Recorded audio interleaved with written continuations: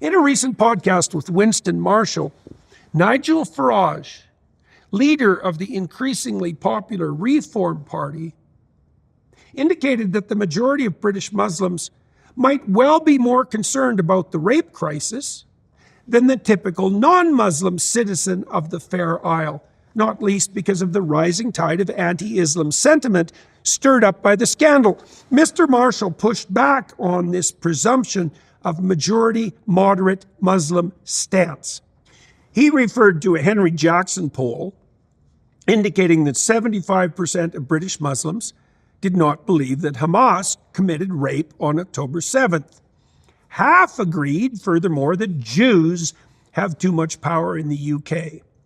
According to that same March 2024 poll, that attitude extended to the influence of Israel and Jews more generally on American foreign policy. Slightly more than three-quarters held a positive view of Hamas. Ominously enough, while 40% believed that MPs on the Israel side of the Israel-Palestine debate should be removed from office. A majority also wanted rooms set aside for public prayer in non-religious places, compulsory use of halal food in all schools and hospitals, and legal restriction against displaying a picture of Muhammad. Two additional majority-held opinions stood out starkly.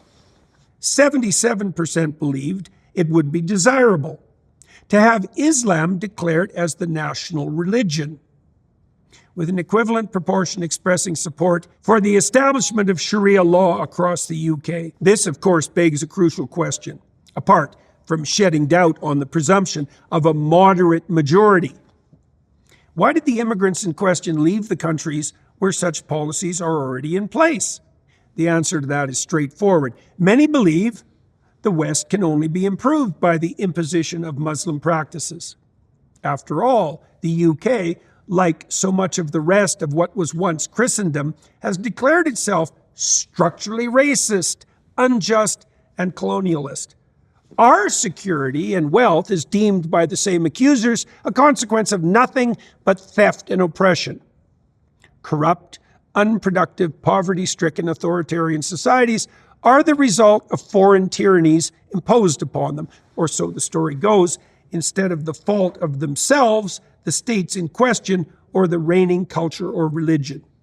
We can blame the radical postmodern neo-Marxists and their dismal and resentful leftist ancestors for laying the groundwork for that set of evasions and rationalizations. That attribution does not ameliorate the associated danger of the views, however. During the Marshall discussion, Farage himself noted that approximately a quarter of young Muslim men believe that jihad is acceptable, undermining his own argument with regard to the tolerance of the people in question. He concluded with this rather dire prognostication. We have a Muslim population growing by 75% every decade. If we alienate the whole of Islam, we will lose by 2050.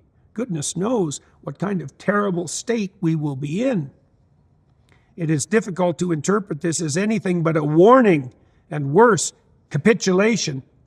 Perhaps it was for such reasons that Elon Musk so publicly withdrew the support that he had very recently been offering to the leader of the Reform Party, although there have been more recently signs of a stiffening of Farage's position and a corresponding rapprochement on the part of the world's foremost industrialist. We might also observe with equal pessimism that the objections from the international community to the mass rape scandal in the UK is not coming in the main from moderate Muslims from within the UK itself or from hypothetically moderate Muslim countries, but from other Western democracies. Surely it is incumbent on those within the Islamic world who claim no causal association between the tenets of the Mohammedan faith and the wretched treatment of women at the hands of the brutes to forthrightly indicate that such behavior is not only utterly unacceptable, but absolutely at odds with the faith. Where are the public demonstrations in the societies of the Muslim world against the deceivers and liars who claim religious affiliation in the name of Allah? while daring to behave in such an atrocious manner